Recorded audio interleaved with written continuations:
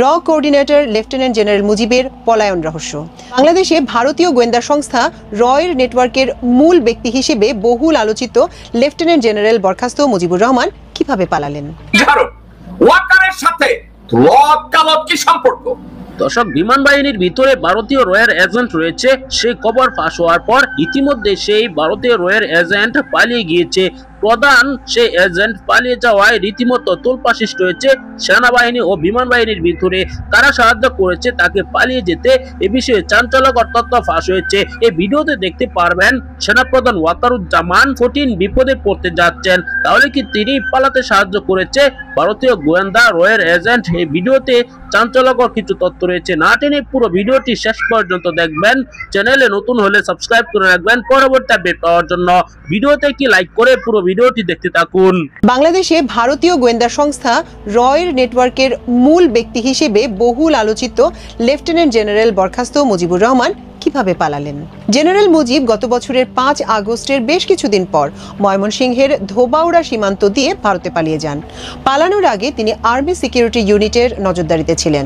সূত্রমতে বর্তমানে জেনারেল মুজিব দিল্লিতে অবস্থান করছেন এবং সেখানে শেখ হাসিনার সঙ্গে তার যোগাযোগ রয়েছে।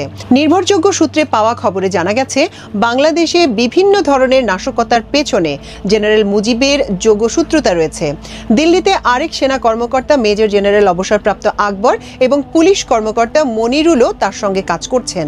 অন্য একটি সূত্রে জানা গেছে, ৫ আগস্টের পর পলাতক সাবেক ডিজিএফআই প্রধান আকবর একদিনের জন্য সম্প্রতি ঢাকা ঘুরে গেছেন। লেফটেন্যান্ট জেনারেল বরখাস্ত মুজিবুর রহমান শেখ হাসিনার একজন খুবই বিশ্বস্ত ও আস্থাভাজন সেনা কর্মকর্তা ছিলেন। আর্মড ফোর্সেস এবং পুলিশের মধ্যে রর অনুপ্রবেশের ক্ষেত্রে তিনি এবং জেনারেল তারেক সিদ্দিক ঘনিষ্ঠভাবে জড়িত। জেনারেল মুজিব বাংলাদেশের রয়ের কোঅর্ডিনেটর হিসেবে চিহ্নিত। বিমান বাহিনীতে রয়ের শ্যাডো রিক্রুটার হিসেবে কাজ করা স্কোয়াড্রন লিডার আব্দুল্লাহ ইবনে আলতাফ গ্রেপ্তার হওয়ার পর সামগ্রিক তদন্তে বেরিয়ে আসে সামরিক বাহিনীতে রয়ের নেটওয়ার্ক ও জেনারেল মুজিবের সম্পর্ক। আওয়ামী লীগ ও শেখ হাসিনাকে টানা ক্ষমতায় রাখতে গিয়ে বাংলাদেশের নিরাপত্তা ব্যবস্থাকে হুমকির মুখে ফেলে দেন জেনারেল মুজিব। বিভিন্ন বাহিনীতে র একটা অবস্থান করে নেয়। এমনকি আমাদের স্বাধীনতা সার্বভৌমত্বের প্রতীক দেশপ্রেমিক সশস্ত্র বাহিনীকেও দুর্বল করে দেওয়ার ষড়যন্ত্র বাস্তবায়ন করতে থাকে র। নির্ভরযোগ্য সূত্রে আরও নিশ্চিত হওয়া গেছে, জুলাই বিপ্লব চলাকালে সেনাবাহিনীতে ভারতপন্থী কু করানোর জন্য জেনারেল মুজিব আপ্রাণ চেষ্টা করে গেছেন। প্রথমে ২রা আগস্ট ২০২৪ এবং পরে শেখ হাসিনা পালানোর পরদিন ৬ই আগস্ট তিনি কু করানোর চেষ্টা করে ব্যর্থ হন। ভারতীয় গোয়েন্দা সংস্থা র এবং সে দেশের কর্তৃপক্ষের সহযোগিতায় শেখ হাসিনার ভারতে পলায়নের রেস্কিউ মিশন সফল করার ক্ষেত্রেও জেনারেল মুজিব ও তারেক সিদ্দিকের বিশেষ ভূমিকা রয়েছে। শেখ হাসিনা বিমান বাহিনীর C-130J বিমানে করে ৩টা ৯ মিনিটে তেজগাঁও কুর্মিটোলা এয়ারপোর্ট থেকে পালিয়ে যান দিল্লিতে। নির্ভরযোগ্য সূত্রে আরও জানা গেছে, বিমান বাহিনীর চিহ্নিত রয়ের agent squadron leader Abdullah Ibne Altaf গ্রেপ্তারের পর তদন্ত চলাকালে তড়িঘড়ি করে লেফটেন্যান্ট জেনারেল মুজিব ময়মনসিংহ সেনানিবাসের আর্ট ডকের জিওসি হিসেবে বদলি হন এবং ওই দিনই আর্মি এভিয়েশন গ্রুপের হেলিকপ্টারে করে বদলিকৃত স্থানে পৌঁছান। সেখানেও তিনি আর্মি সিকিউরিটি ইউনিটের নজরদারিতে ছিলেন। কিন্তু হঠাৎ দেখা যায় একদিন তিনি ধোবাউড়া সীমান্ত দিয়ে ভারতে পালিয়ে যেতে সক্ষম হয়েছেন। একটি সূত্র জানায়, পুরো ঘটনাটি পরিকল্পিত ছিল এবং সেনাবাহিনীর কোনো একটি গ্রুপের সহযোগিতায় তিনি পালিয়ে যাওয়ার সুযোগ পান। গত বছরের ১২ই সেপ্টেম্বর জেনারেল মুজিবকে প্রতিরক্ষা মন্ত্রণালয় থেকে বরখাস্ত করা হয়। তার এই পলায়ন ও বরখাস্ত নিয়ে প্রশ্ন উঠেছে। নিরাপত্তা বিশ্লেষকদের মতে, একজন সামরিক কর্মকর্তা পালিয়ে গেলে আইন অর্থাৎ manual of Bangladesh military law অনুযায়ী বিনা অনুমতিতে যদি কাউকে কর্মস্থলে অনুপস্থিত পাওয়া যায়, অ্যাবসেন্ট উইদাউট লিভ বা AWOL এবং পরবর্তী সময় তাকে পলাতক ঘোষণা করার বাধ্যবাধকতা রয়েছে। কিন্তু এক্ষেত্রে তাকে দোষী সাব্যস্ত না করে শুধু অবসর দেওয়া হয়েছে। সামরিক বিশেষজ্ঞদের মতে বিষয়টি শুধু সন্দেহজনক তাই নয়, বরং সামগ্রিক বিষয়টি ধামাচাপা দেওয়া হয়েছে যাতে এ সম্পর্কে আর কোনো অনুসন্ধান বা তদন্ত না হয়। বিশেষজ্ঞরা আরও বলেন, কর্মস্থলে অনুপস্থিত থাকলে কিংবা ডেজার্টার ঘোষণাপূর্বক অ্যারেস্ট ওয়ারেন্ট জারি করতে হয়। এক্ষেত্রে কোর্ট অফ ইনকোয়ারি গঠন করতে হয়। অ্যারেস্ট করে অভিযুক্তকে কোর্ট মার্শালের মুখোমুখি করার বাধ্যবাধকতা রয়েছে।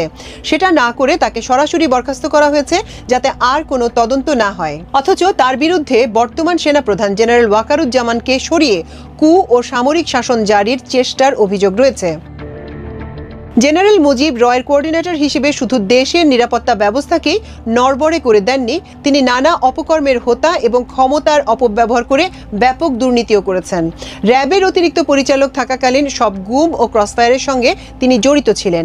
সাবেক সেনাপ্রধান জেনারেল ইকবাল করিম ভুঁইয়া তার ফেসবুক পোস্টে বিজিবি, র্যাব, এসএসএফ ও আনসার নিয়ে আমার যত অভিজ্ঞতা বিষয়ে লেখেন, যে বিষয়টি আমাকে সবচেয়ে বেশি পীড়া দিত তা ছিল র্যাবে প্রেষণে থাকা আমাদের অফিসারদের দ্বারা সাধারণ নাগরিক, রাজনৈতিক কর্মী বা সন্দেহভাজন ব্যক্তিদের অপহরণ ও হত্যা।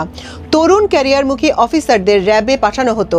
সেখানে কিছুদিন কাজ করে তারা এমন এক চরিত্র নিয়ে ফিরত যেন তারা পেশাদার খুনি। একই প্রবণতা পরিলক্ষিত হয়েছিল জুনিয়র কমিশনড অফিসার, নন কমিশনড অফিসার এবং সৈনিকদের মধ্যেও।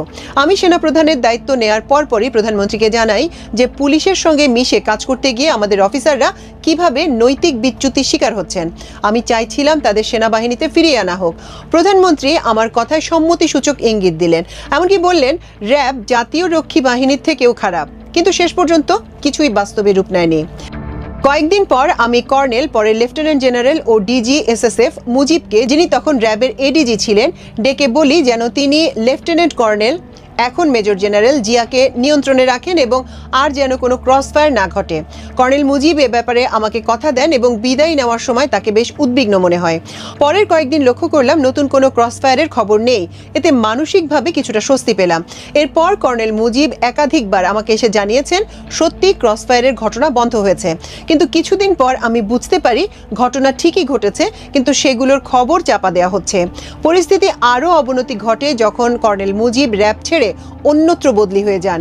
আর কর্নেল জিয়া, যিনি আগে র্যাবের গোয়েন্দা শাখার প্রধান ছিলেন, নতুন ডিজি বেনজির আসার সঙ্গে সঙ্গে এডিজি র্যাব হিসেবে দায়িত্ব নেন।